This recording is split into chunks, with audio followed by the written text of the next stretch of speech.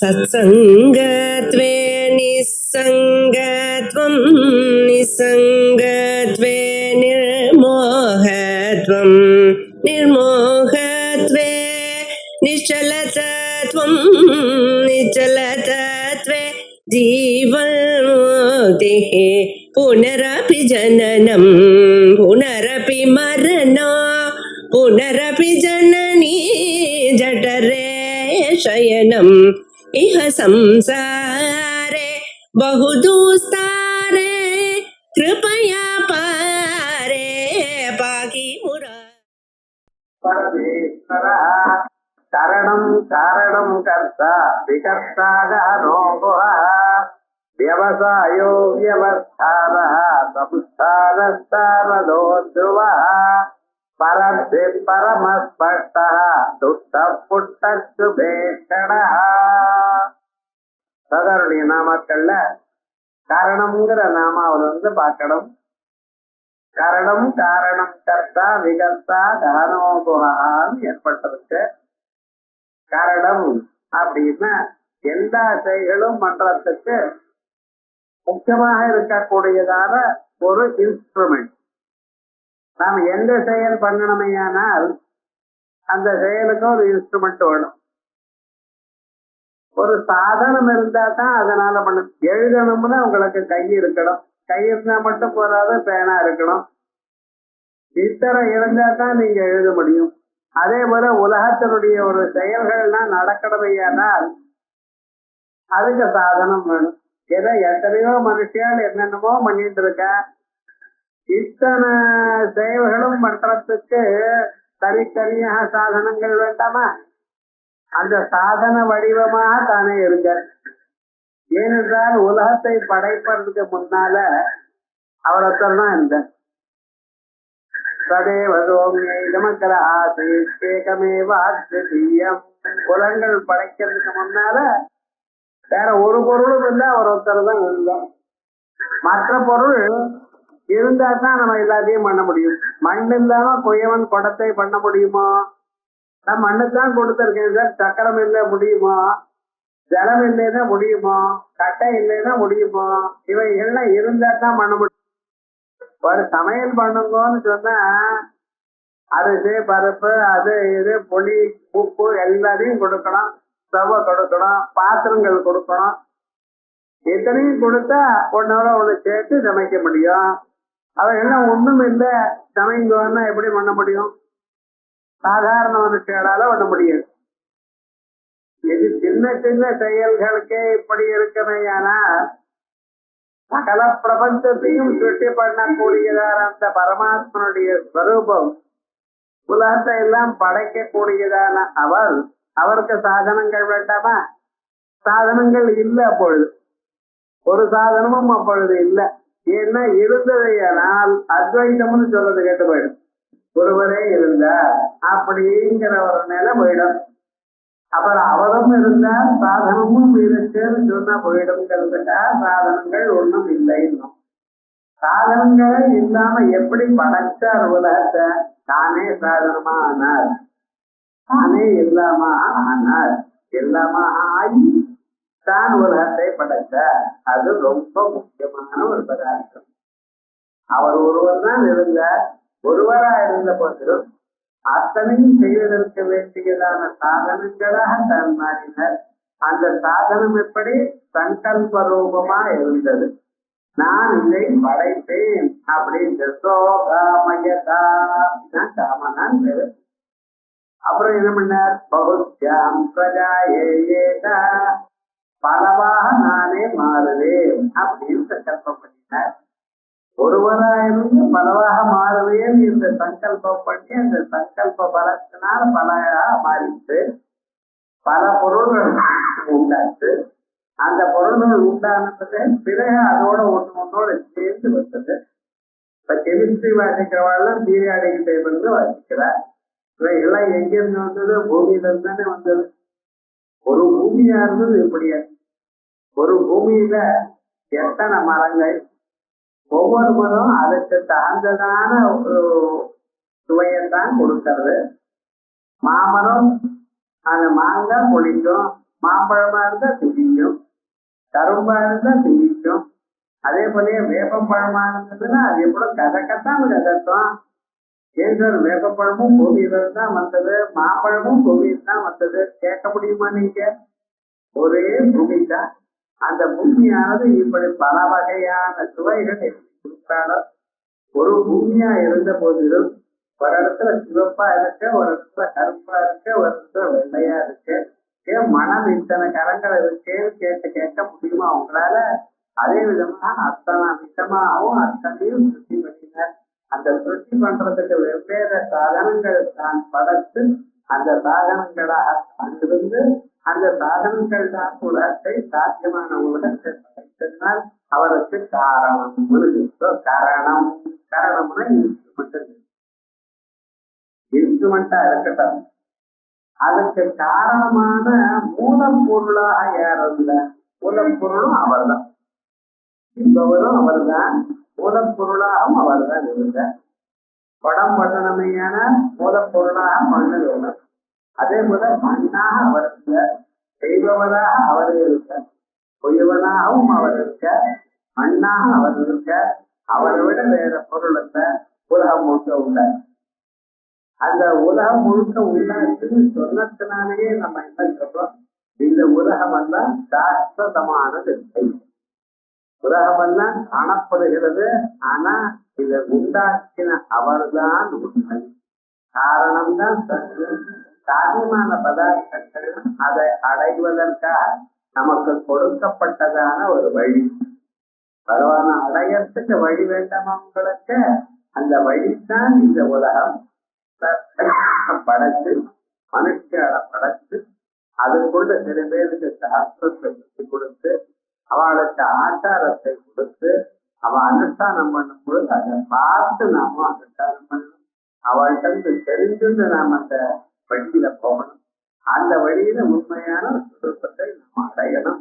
அப்படி இந்த உலகத்தை எல்லாம் படைச்ச கல்யாண தினம் பண்ணுறோம்னா புத்தகத்தை பார்த்து பண்றதுன்னு பண்றவங்களுக்கு தெரியும் எவ்வளவு கஷ்டம். ஆனா ஒருத்தர் பார்த்து கொண்டே இருக்கும்போது பண்ணிக்கொண்டே இருக்கும்போது அவரோட சேர்ந்து பண்ணினீங்கன்னா சுலபமா எந்த பதார்த்தம் உங்களுக்கு 1000 சந்தேகங்கள் வரும். அதனால என்ன பண்ணிருக்கார்? ஒரு குருவை சுத்தி பண்ணி அவர் பண்ணிக்கொண்டே இருக்கும் பொழுது அவர் வழியாக நம்ம இதை அறிந்து கொண்டு இது எப்படி என்று நாம் அறிந்து அவரை பேச அறிந்து அந்த சுரூபத்தை நாம் அனுஷ்டானம் பண்ணி அதனால் சகல லாபத்தையும் அடையலாம் என வழியாக உலகத்திற்கு காரணமாகவே தான் இருக்க. எப்படிப்பட்டதான காரணம்? அதுக்கு உபாதான காரணமாகவும் நிமித்த காரணமாகவும் மூலப்பொருளாகவும் அவர் இருக்கார். மூலப்பொருள் மட்டும் இல்லாம அந்த மூலப்பொருளை தயார் பண்ணக்கூடியதான பொருளாக மாற்றி இருக்கக்கூடியதான நிமித்த காரணமாகவும் அது இருக்கார். மூலப்பொருளும் வேணும், மூலப்பொருளை வேற பொருளாக மாற்றக்கூடியதான ஒரு சுரூபமாகவும் அவர் வேணும். ஆகையால் ரெண்டுக்கும் பொதுவாக காரணமா இருக்கு. ஆகையால் காரணம் காரணம் அதோட மட்டுமில்லை. இந்த பக்கத்துல இருந்து பண்ணினார் கர்த்தா. இந்த கர்த்தான்னு இருக்கிறதுல அவர் எப்படி இருக்கணும்? சுதந்திரனாக இருக்கணும், இண்டிபெண்டா இருக்கணும்.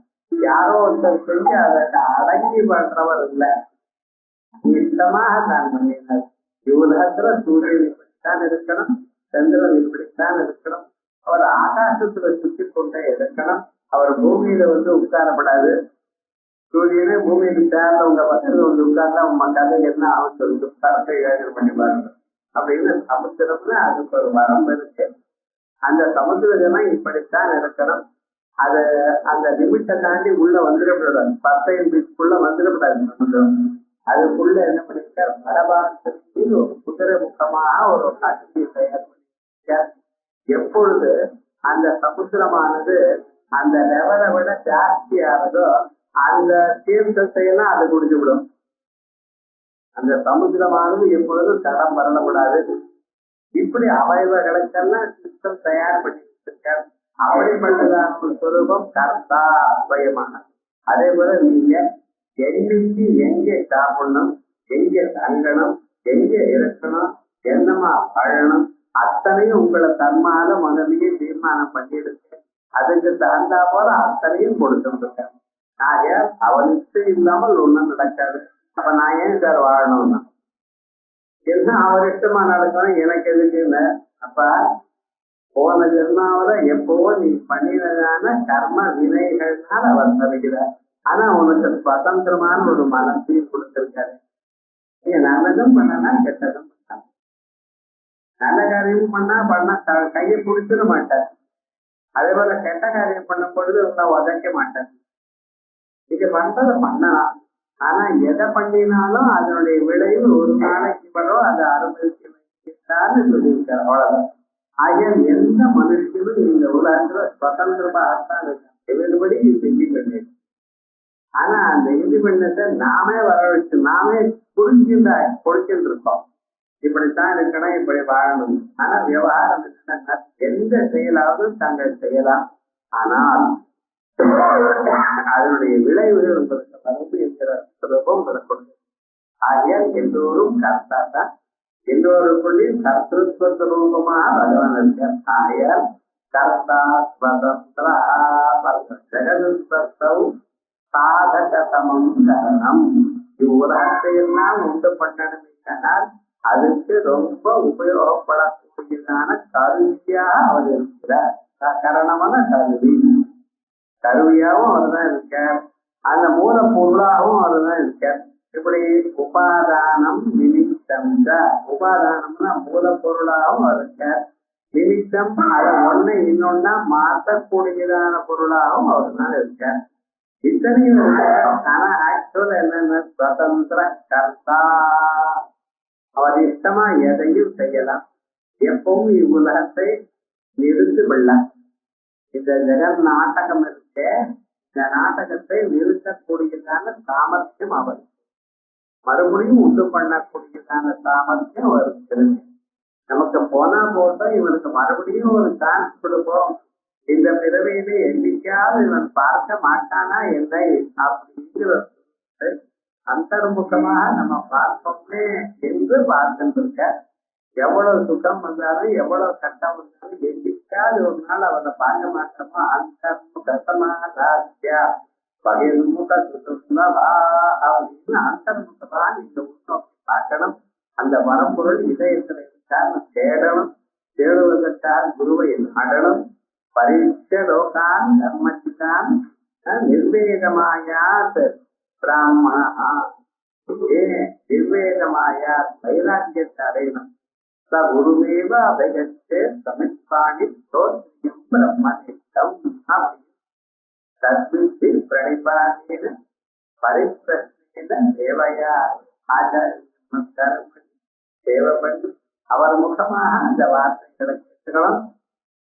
அப்படி கேட்டு அதுக்கப்புறம் அந்த ஆத்ம தத்துவத்தை நீங்க அறியணும்னு சொல்றது. இதுக்கு விசேஷமாக உபாதான காரணமாகவும் இருக்கார், அதை பண்ணக்கூடியதான நிமித்த காரணமாகவும் இருக்கார், சுதந்திரமாகவும் இருக்கார். எப்ப வேணும்னாலும் முடிச்சு விடலாம். ஆனா எப்ப வேணும்னாலும் உங்களுக்கு எத்தனையோ ஏதோ ஒரு பிறவையில உங்களுக்கு மோட்டம் வரும்படியும் அவர் பண்ணலாம். அப்படி காரணம் கர்த்தா. இதற்காக என்ன பண்ணினார்? விகர்த்தா, விசித்திரமான புவனங்களை பண்ணினார்.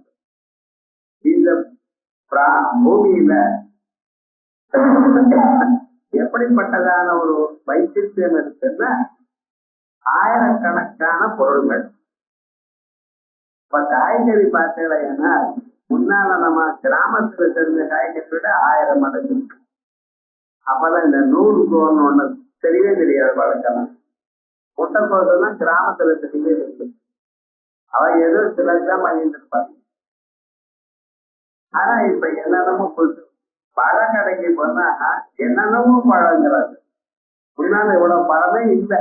இப்ப ரோட்ல எல்லாம் நிறைய பழம் சாப்பிடுறா போது.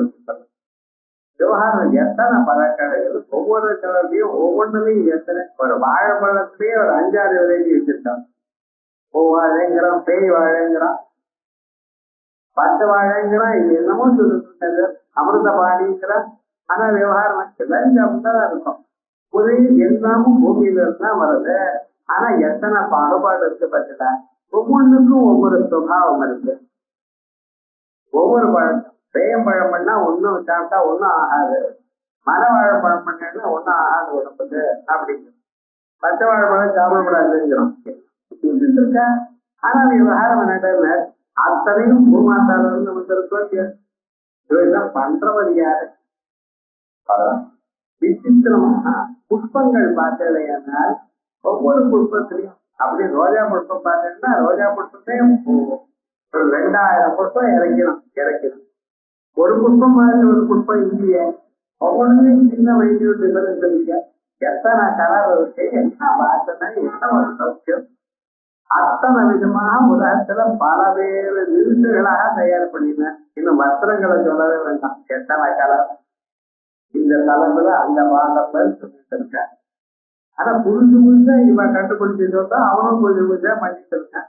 உலகத்துல எத்தனை வைச்சித்திரியம் இருக்கு பார்த்தேடா. ஒரு பிராணிகளை பாருங்க, பூச்சிகளை பாருங்க, எத்தனை வித்தியாசம். இத்தனையும் படைச்சிருக்காரு. எதற்காக? இவனுக்காக. ஞாபகம் உலகம் முழுக்க உங்களுக்காக தான் படைக்கப்பட்டிருக்கு. தேவரோ கந்தர்வரோ எட்டரோ கிண்ணரோ அவாரோக்கியமா இருக்கணும்ங்கிறதுக்காக படைக்கப்படல. இது உங்களுடைய சாதனைக்கு ஒரு வழியா இருக்கணும். இதன் வழியாக தாங்கள் பிரம்மத்தை அறியணும். அந்த பரம்பொருளை அறிவதற்கு இது ஒரு வழி இருக்கு. ஏதோ ஒரு வழியாக நீங்க இதை அறியணும் அப்படிங்கிறதுக்காக தான் தயார் பண்ணிருக்க.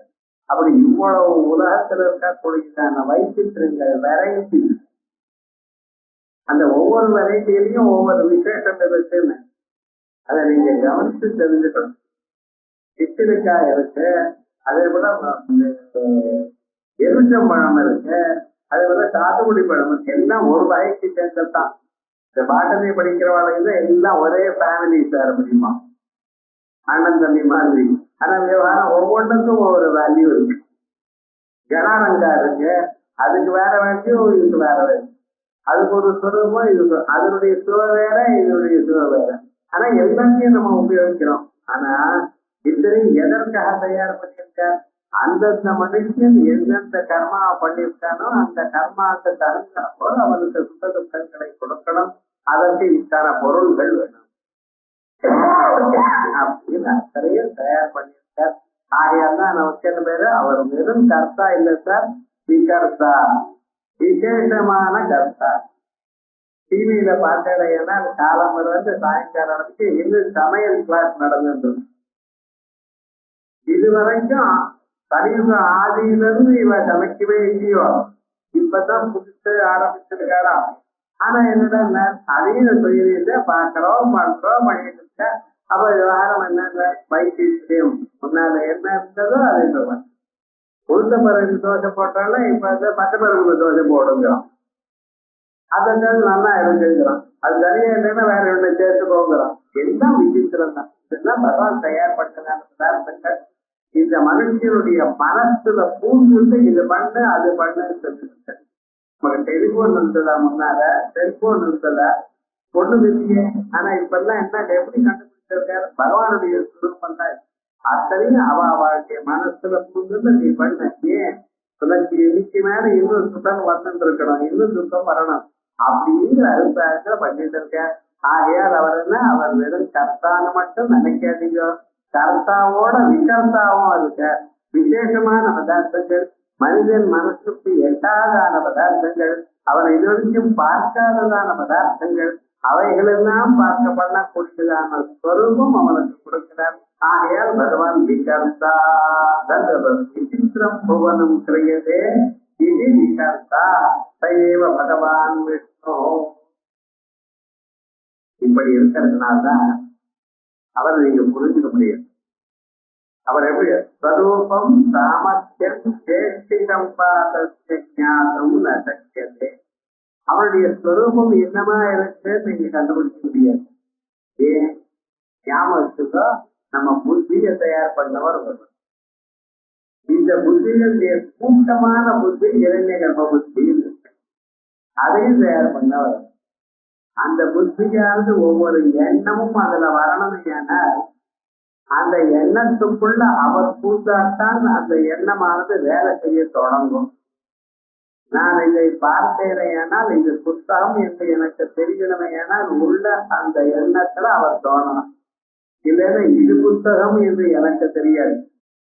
புத்தகமும் தெரியும், புத்தகத்தின் அறிவும் நமக்கு வருது. யாராவது பார்த்திருக்கலாம்.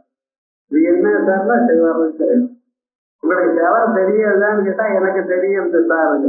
உங்களுக்கு செவரும் தெரியுது, நான் சிவரை அறிவேன் என்கிற அறிவும் உங்களுக்கு இருக்கு. ஒவ்வொருத்தரும் ரெண்டு ரெண்டு அறிவை கொடுக்குறேன். ஏன்னா இந்த ரெண்டு அறிவையும் அவர் பார்த்திருக்காரு. ஏன்னா நான் செவரை பார்த்தேன், அந்த செவன் தெரிஞ்சுக்கிறேன்னு நீங்க சொல்லக்கூடாது. ஆனா கிளாஸ்ல நான் கேட்டேன் சார், ஆனா நீங்க சொன்னது ஒன்றும் புரியல சார்மா, அது சொல்லலாம். நீங்க ஆனா பார்த்த பொருளை சொல்ல முடியாது. ஏன்?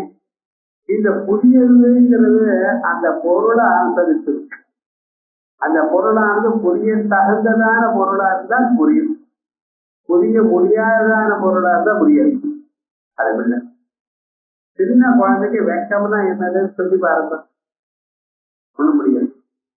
அது அபிநயம் பண்ணி தான் முடியும்.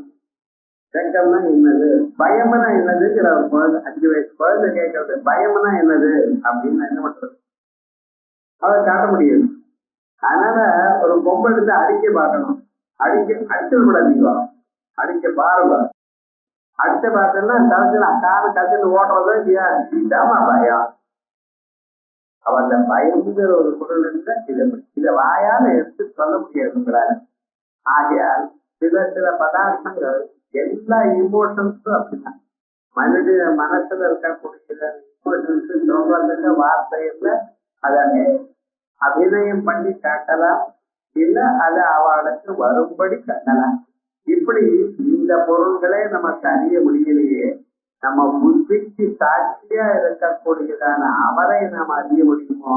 புத்தி புலன்களால் வெளி விஷயத்தை அறியுமே தவிர புலன்களுக்கு திறமை கொடுக்கக்கூடியதான அந்த மூலப்பொருளை புத்தி அறியாது.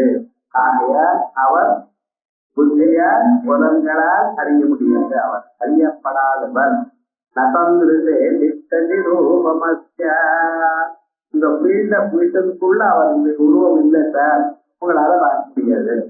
இந்த காது எவ்வளவு வரைக்கும் சத்தத்தை கேட்கிறதோ அந்த அளவு இல்லை, அவரை எட்டி இருக்க. எட்டி இருக்காருன்னா எப்படின்னு கிட்டையும் இருக்க.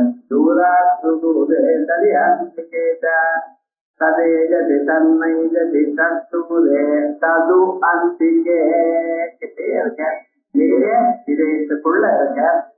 ஆனா நீங்க இதயத்தை பார்க்கலையே, உங்களுக்கு வேடிக்கை பார்க்கறதுக்கு வெளியூர் தான் இருக்கு, எங்கேயும் போயிட்டு வந்திருக்கு. எங்க அவரை பார்க்கலாமோ அங்க நீங்க பார்க்கல, எங்க அவரை பார்க்க முடியாதோ அவங்கள பார்த்து கொண்டு அதெல்லாம் பார்க்க முடியும்.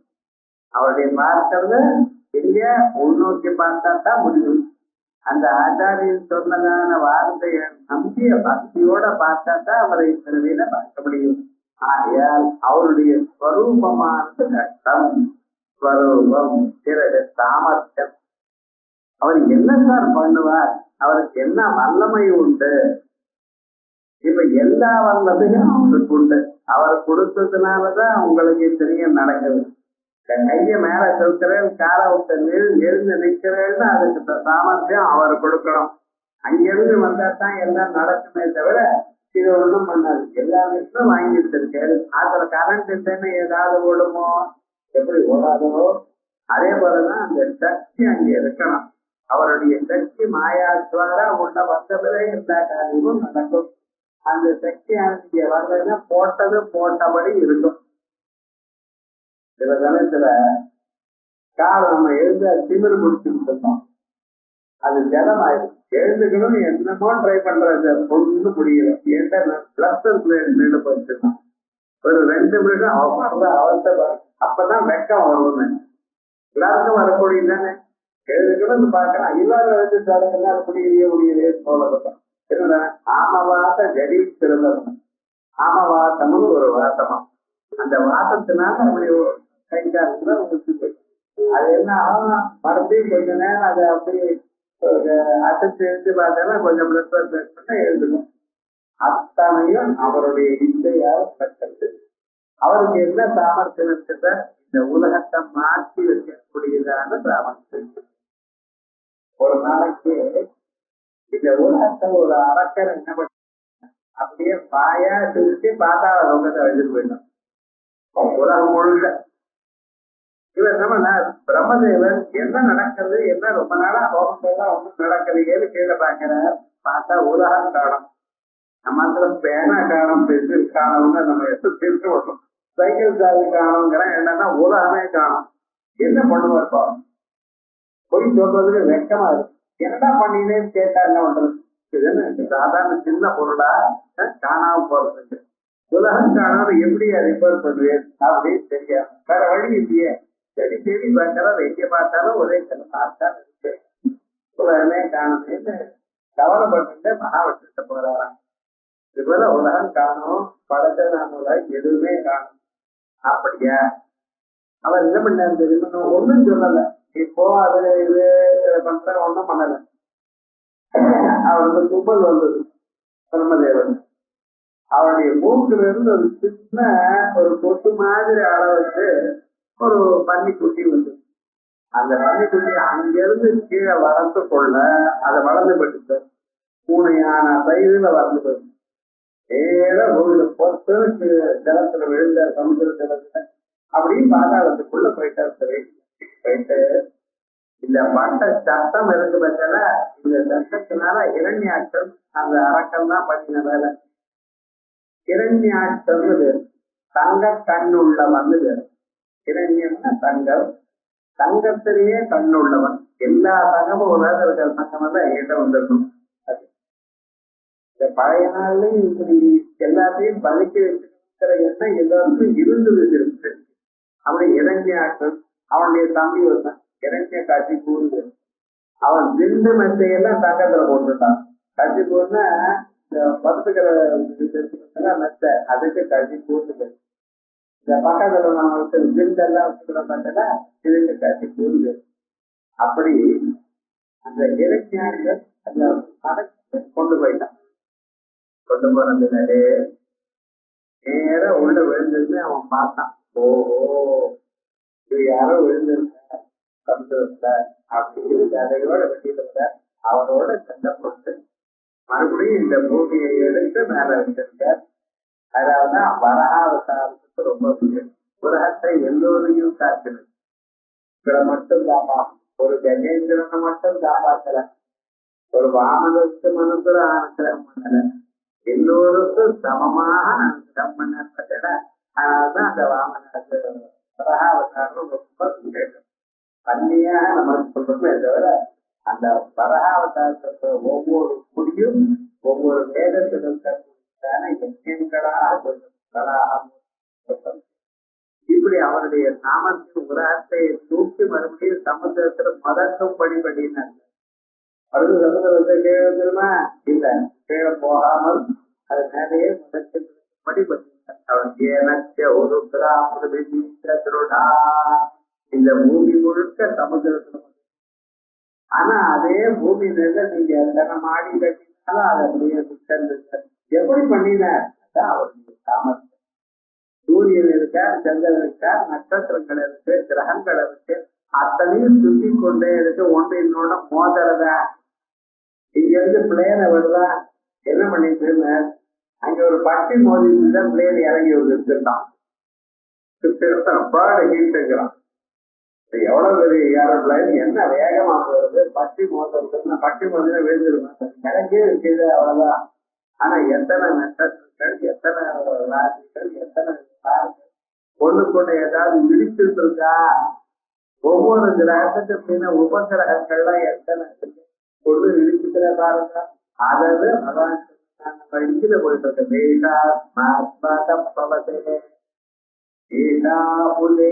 இருக்க அவருடைய கட்டளை காண்டப்படாது. காலமே 6:02 இன்னைக்கு சூரியோதயம் 6 போயிட்டு ஆகணும். நீங்க கடியாரம் வந்து தப்பா போகலாம், 6 அதே கரெக்ட்ல அதே சொல்ல அர்த்தம். எல்லாமும் அவருடைய ஒரு சமர்த்தத்தினால் நடக்கிறது. ஆயத்த பர்ஃபெக்ட்னு அதை பரமாத்மாவை தவிர ஆயால் ஸ்வரூபம் ஸ்வதந்திரம் சாமர்த்தியம் எந்த சமயத்துல என்ன பண்ணுவார் என்கிறது உங்களுக்கு தெரியாது, அவருக்கு தான் தெரியும்.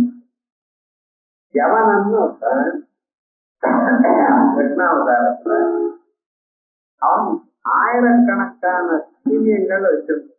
கொஞ்சம் நினைச்சிருக்க பாரதத்துல பாரத போர்ல 18 அட்டவர்கள் தான் இருந்தது கல்வி. அதுல ஆயிரக்கணக்கான அட்டவருடைய சைக்கியம் அவன்கிட்ட இருந்தது. அவன் அப்பப்ப அந்த பகவானோட பகவான் பார்த்தான், சரி வர இவர் என்ன பண்ணுவார், இன்னைக்கு வந்ததான சைக்கியம் முழுக்க அழிச்சு விட்டு இன்னும் கொஞ்சம் ஒரு 10 பேர் 20 பேர் ஓடி போயிடுவாங்க. எதுக்கு அதுல ஓடுங்கள், யுத்தத்துல பயந்து ஓடலாமா, நல்லா இருக்கு ஓடி போவாங்க. இந்த வருஷம் போய் என்ன ஆகுது, நம்ம ஜெயிக்கிற நிலையில ஒரு ஓடி போறாங்க ஓடி இப்படி ஓடிட்டே இருக்க அவங்க ஓடி வந்த மறைஞ்சு போயிடுவாங்க. இப்படி நிறைய தரம் பண்ணியிருக்காரு. இதனால என்ன ஆச்சுன்னா அவருடைய சைன்யங்கள்லாம் அழிஞ்சு போயிடும். இத்தனை சைன்யங்களும் அழிஞ்சு போனதுக்கு கடைசி சமயத்துல இந்த இடம் இல்லை, பொருத்தம் தான் இருக்கு. அத்தனை சைன்யங்களும் கடைசி இப்பவும் ஓடலாம். என்ன சுவாமி இப்படி ஓடிட்டு இருக்காரு அப்படின்னு ஓடி போயிட்டு ஒரு குகைக்குள்ள புகுந்துட்டான். அவன் விடல, ஏன்னா அவங்க சைன்யம் தான் ஆயிரத்தோ இல்லையோ. அவங்க அந்த அரக்கன் எவன் என்ன பண்ணினா இவர் பின்னாடியே ஓடிட்டான். அவன் நேர வந்து அந்த குகைக்குள்ள புகுந்துட்டார, அவரும் பின்னால குகைக்குள்ள வந்திருக்கார். அந்த குகைக்குள்ள ஒரு பகவான் மாதிரியே ஒரு ஸ்வரூபம் படுத்துட்டு இருக்கு, தூங்கி. இவர் தலைமாட்டல மறைஞ்சு உட்கார்ந்துட்டு இருக்கார். இவர் என்ன பண்ணார் தெரியுமா, வந்து நம்மளை இவ்வளவு அலக்கடிச்சு கடைசியில என்னாச்சுன்னா இங்க வந்து படுத்து தூங்குறாரு பாருங்க அப்படின்னு அவரை காலால ஏற்றி வந்துட்டான். ஏற்றி வந்துட்டு மேல எழுதி மேல அந்த சரீரத்துக்கு மேல எழுதி உட்கார்ந்து அதை நல்லா இது பண்ண ஆரம்பிச்சார். அப்ப டக்குன்னு முடிச்சுட்டார். முடிச்சுட்டு கண்ணை திறந்து இப்படி பாக்குறார். பார்த்தா என்ன சின்ன பத்மா ஆயிட்டானோ, இப்படி பண்ணிட்டு நான் சொல்ல வேண்டாம், அவருடைய கோபத்தினால எழுதி அவர் ஒரு வரம் வாங்கிட்டார். நான் தியானம் பண்ணிட்டே இருக்கணும் தருவாங்க, எப்பொழுதும் என்னுடைய தியானத்தை யாரும் இஷ்டப்படப்படாது. அப்படி யாராவது என்னுடைய தியானத்துக்கு இது பண்ணி இடையூறு பண்ணினாலே என்னால் அவ எரிஞ்சு போகணுங்கிற ஒரு விவகாரம் அவர் பண்ணி வரம் வாங்கிட்டார். அதனால என்ன பண்ணினா அவர் முழிக்கும்படி இவர் பண்ணினான். இவர் அங்கேயே இருக்கார. எரிஞ்ச பிறகு எதிர்க்க வந்து நிக்கிறார். என்ன ஆச்சுன்னு, ஒண்ணும் இல்ல, அவனை கொல்லணும்னு பார்த்தேன், நான் ஏன் கொல்லணும், உங்க வீட்டுமே கொல்லப்படட்டுமே. தெரிஞ்ச பிறகு இவரை பார்த்து நமஸ்காரம் பண்ணார். அப்ப அவர் மேல் லோகத்துக்கு போயிட்டார். இப்படி சாரத்துக்கு அவர் என்ன சேஷ்ட பண்ணுவார், எப்படி பண்ணுவாருங்கிறது தெரியாது, யாருக்கும் தெரியாது. அவருடைய ஸ்வரூபம் அப்படி. சத்தியபாம துலாபாசம் பண்ணணும்னு ஆரம்பிச்சார். தங்கிட்ட ஒரு கர்வம் அந்தமா வந்து என்ன பண்ற சத்தியன்னு ஒருத்தர் அவருடைய ராஜாவுடைய பொண்ணவள். ஆகையால் அவ பார்த்தா அந்த ராஜாவுக்கு நிறைய சங்கம் இருந்தது. அத்தனையும் ஒரே பொண்ணு கொடுத்த கிருஷ்ணனுக்கு கல்யாணம் பண்ணி கொடுத்தார். செவந்தர் பண்ணி சந்தர்ப்பத்துல. ஆனா இந்த அம்மாவுக்கு எல்லாரும் விட கர்வமா, ஏன்னா ரொம்ப அழகா இருப்பார். பகவானுக்குலயும் ரொம்ப சக்தியும் உண்டு. பகவானும் சத்தியபாமா வார்த்தைக்கு ரொம்ப மதிப்பு கொடுத்துருந்த. யுத்தத்துல நரகாசுரனை கொல்ல கூடியதான சந்தர்ப்பத்துல சத்தியபாமா தான் தேரோட்டினார். அதனால்தான் அவர் கிருஷ்ண பரமாத்மா ஜெயிக்க முடியும்னு சொல்றார். இவ்வளவு பண்ணியிருந்தான சத்தியபாமாவுக்கு ஒரு கர்மம் ஜாஸ்தியா இருக்கு. ஆகையால் என்ன பண்ணினா, கிருஷ்ணன் நீங்க உட்கார்ந்த சேர்ல நான் சுதாகாரம் பண்றேன், உங்களை விட உங்களை வைத்த விட என்கிட்ட ஆபரணங்கள் நிறைய இருக்கு, காமிக்கணும். பகவான் பார்த்தார். யாரு மனசுல என்ன இருக்குன்னு தெரியாது அவருக்கு. அவர் முதல்ல சரி உட்கார்றேன்னு, எங்க உட்கார்ந்தா உட்கார்றேம்மா அப்படின்ட்டு. ஆனா எல்லாரும் என்னடா சரி உட்கார்ந்த இன்னமா ஒவ்வொரு நகையா போடுற, கழுத்துல தாடியை தவிர எல்லாத்தையும் போட்டலாம். ஆனா என்னன்னா ஒன்னும் அசையலை. அது அப்படியே உட்கார்ந்து கேட்கோ வெட்டமா உட்கார்ந்துட்டு இருக்காரு. என்னடா பண்றதுன்னு அம்மாவுக்கு கர்வம் எல்லாம் குறைஞ்சு போயிடுது. இனிமேல் இருக்கிற ஆபரணங்களை இது வரைக்கும் நினைக்க முடியாத அளவுக்கு எத்தனை ஆபரணங்கள் அப்பா கொடுத்தாரு.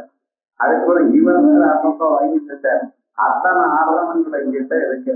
எனது நினைச்சதான ஆபரணங்கள் எல்லாம் போட்டேன். ஒரே ஒரு தாலி இருக்கு, அதை கட்ட முடியாது. அதை போட்டாலும் ஒன்னும் ஆரம்பம் போல இல்லை அப்படின்ட்டு இப்படி கர்வபங்கம் ஆயிடுது. அதுக்கப்புறம் இது என்ன பண்றது, சுதாபாரமும் பண்ணி வச்சது, சம்திங் பண்ணணும், என்ன பண்றதுன்னு கேட்டேன். அப்ப ருக்மிணி அம்மா போய் கேட்டாலாம்.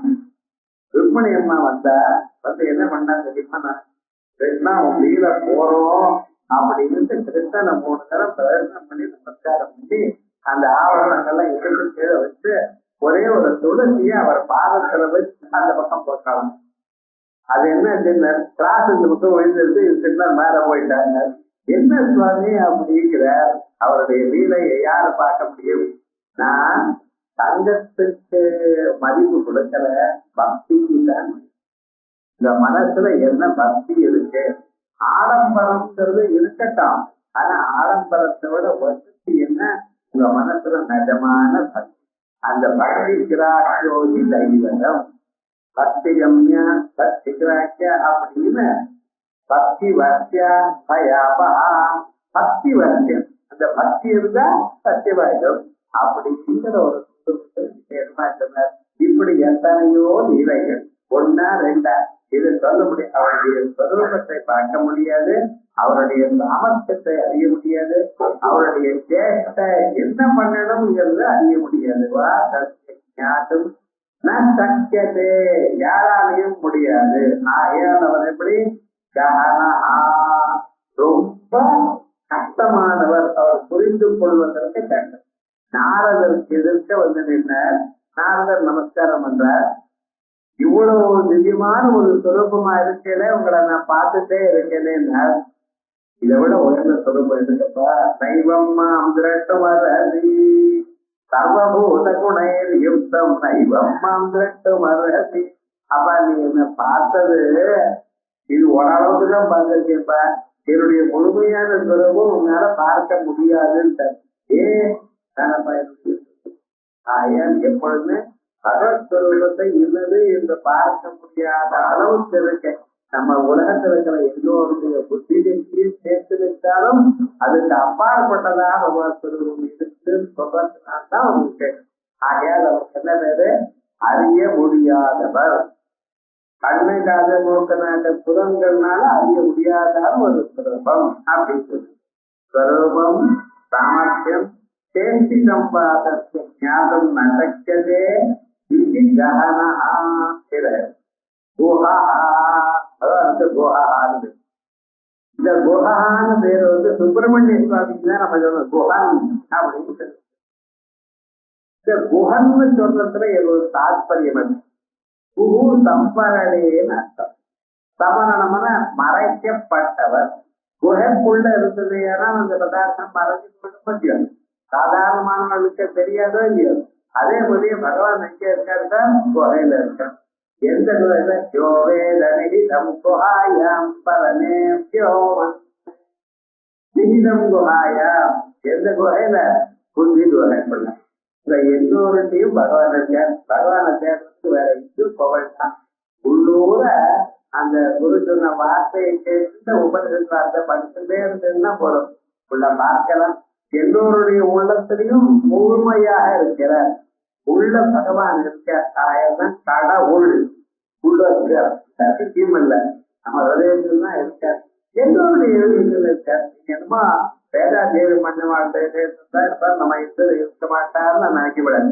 நான் இவ்வளவு பாபம் பண்ணியிருக்கேனே, இவ்வளவு தப்பு பண்ணியிருக்கேனே, என் இதயத்தில் விட்டுருவாரா? கிடையாது. உங்க இதயத்தில் தான் இல்லை, எல்லோருடைய இதயத்திலையும் பரிபூர்ணமா இருக்கார். நீங்க திருப்பி உள்நோக்கி பார்த்தா அவரை கண்டுபிடிக்கணும். அவரை பார்க்கறதுக்கு வழி சுலபம். என்னது? பக்தி இருக்கிறது. பக்தியோட நம்பிக்கையோட ஒரு ஆச்சாரியத்துல போய் அவர் வந்து அவருடைய நாம ஒண்ணு கேட்டு நிச்சயமா பார்க்கலாம்.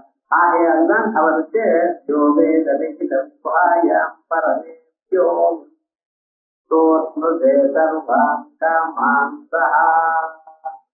இவனுக்கு என்னென்ன ஆசைகள் இருக்கோ அத்தனை ஆசைகளும் ஒரே தரம் அனுபவிக்கணும்.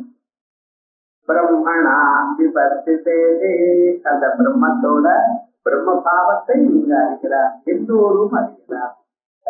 அந்த குகைக்குள்ள போவதற்காகத்தான் 5 உரைகளை கொடுத்திருக்கேன். அன்னமய கோஷம், பிராணமய, ஆனந்தமய கோஷம் என்ற உரைகளை கொடுத்து ஒவ்வொரு வழியாக எப்படி ஒவ்வொரு மனுஷனும் உள்ள அதை அடைஞ்சு போகணும் அப்படின்னு ஏதமன்னமயம் ஆத்மானமும் பதங்கிரமியா, இந்த அன்னமயமான இந்த பூத உடலை ஆத்மா இல்லை என்று தெரிந்து கொண்டு, இது காத்து உள்ளையும் வெளியிலும் போயிட்டு இருக்கே, இது ஆத்மா இல்லைன்னு அறிந்து கொண்டு, அதற்குள்ள மனசு என்னென்னமோ சங்கல்பம் பண்றது, எது வேண்டாம் நினைச்சா, எது மறக்கணும்னு நினைக்கிறோமோ அது ஞாபகம் வரும். 4 பேர் ஏதாவது நம்மளை வச்சா கிண்டல் பண்ணா அதை மறக்கணும்னு சொன்னா அதை மறக்க மாட்டேங்கிறது, மறுபடியும் ஞாபகம் வரும். எது ஞாபகம் சொல்லணும்னு நினைக்கிறோமோ அது வரவே மாட்டேங்குது.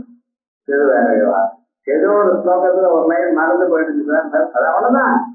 அது எங்கே புத்தகத்தை பார்த்தா ஞாபகம், எது வேணுமோ அது மறக்கிறது, எது வேண்டாமோ அது ஞாபகத்துக்கு இருக்கு. இப்படி இந்த மனசையும் தாண்டி புத்தியும் தாண்டி என்னென்னமோ தீர்மானம் பண்றோம், இதையெல்லாம் தாண்டி ஒரு ஆனந்த வடிவமா இருக்க, அதையும் தாண்டி அதுக்கு அப்பாற்பட்டதா ஒரு ஸ்வரூபம் இருக்கு. அந்த ஸ்வரூபத்துக்கு தான் குஹன்னு பேரு. அந்த குகையில அம்பாள் இருக்க. இன்னொன்னு சுவாமி கையில வேறு வடிவமாக அம்பாள் இருக்க. சுப்பிரமணியம்ங்கிறதே பிரம்மாத்துக்கு தான் சுப்பிரமணியம்னு, பிரம்மாங்கிறது பிரம்மண்யம்னு ஆச்சு. இந்த பிரம்மண்ய மந்திரத்துக்கு தான் ஸ்வரூபமாக சுப்பிரமணியம்னு சொல்றோம். அந்த சுப்பிரமணிய ஸ்வரூபம் தான் குஹ. அதனால குஹாஹிதம் சக்வரேஷம் புராணம். அவருக்கு 2 ஆர்த்தக்காரியம் சொல்லியிருக்காங்க. என்ன பண்றது? சுப்பிரமணிய சுவாமி வள்ளின்னு ஒன்னா, தேவயானின்னு ஒண்ணு. இந்த வள்ளி தேவயானின்னு வித்தியாசம். இல்ல வள்ளின்னா என்ன அர்த்தம்? பொடின்னு அர்த்தம். அந்த பொடி எப்படி மென்மையாக சின்னதாக இருக்கோ, அதே போல உங்க மனசுல இருக்கிற ஆசைகள்ல சின்னதாக ஆயிடுது, பருவா ஆயிடுதுன்னா நீங்க அடையலாம். தேவயானைன்னு சொல்லியிருக்கார். தேவயானை தேவதைகள் போலக்கூடியதான மார்க்கம், தியானம்னு மார்க்கம். தேவயானம் தேவதைகள் செய்யக்கூடிய செல்லக்கூடியதான ஒரு மார்க்கம், உத்தராயண மார்க்கம். இதன் வழியாக அவர் அடைஞ்சு அப்படி பிரம்மலோகத்துக்கு வரலாம். அதனால வள்ளி தேவையான ஏதோ ஒரு அர்த்தம். அது புலிதேச கன்யா ஒரு வேடனுடைய பொண்ணு அது இருக்கட்டும். ஆனா அதுக்கு தாற்பயமா ஒரு அர்த்தம் கண்டவா. இப்படி பூதே இதயத்தா வராதீங்களா? பூகதே சம்பிரணோதி ஸ்வரூபாதி நிஜ மாயையா. எதனால மறைக்கிற? தங்களுடைய மாயினால, அவரிடத்துல இருக்கக்கூடிய மாயினால எல்லாத்தையும் மறைக்கிற. இதை மறைக்கிறதுக்கு மாயைக்கு உருவம் இருக்கணும்னு தேவையில்லை. குடம் இருக்கு, அது இருட்டு இருக்கு. இருட்டு குடத்தை மறைக்கிறதா இல்லையா? மறைக்கிறது. ஆனா இருட்டுக்கு உருவம் உண்டாத. இருட்டு எப்படி இருக்கு? அதுல துணி மாதிரி இருக்கா, இல்ல பை மாதிரி இருக்கா, பாத்திரம் மாதிரி இருக்கா? லட்டுவ டப்பால போட்டு மறைக்கிறேன், பாத்திரத்தை அல்மாராக்குள்ள வச்சு மறைக்கிறேன், இல்ல ஒரு வீணைய துணி போட்டு மறைக்கிறேன். இந்த இருட்டு எப்படி இருக்கு? எப்படி மறைக்கிறது? ஒண்ணும் சொல்ல முடியாது. ஆனா இந்த இருட்டானது வெளிச்சம் வந்த அடுத்த கணம் தான் இருக்கிற இடமே தெரியல, எங்க போச்சுன்னு தெரியல. வெளிச்சம் போட்ட இருட்டாந்து பக்கத்துல போச்சா இங்கே இருக்க, பக்கத்துல